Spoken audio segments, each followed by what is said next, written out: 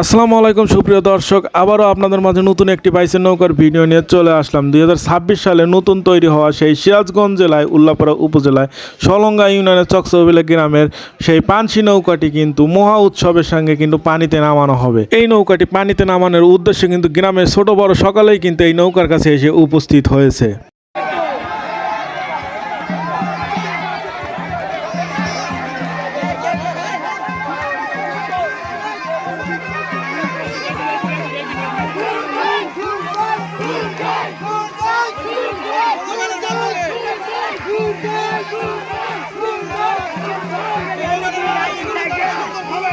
গ্রামের ছোট বড় সকলেই কিন্তু নৌকাটিকে অনেক আনন্দ উৎসব সহ কিন্তু নৌকাটি নিয়ে যাচ্ছে।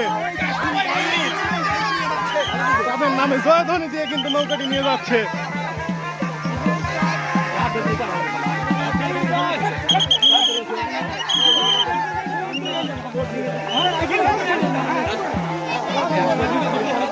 প্রায় 2 কিলোমিটার রাস্তার মতো কিন্তু নৌকাটি কিন্তু কাঁধে করে নিয়ে পার করছে।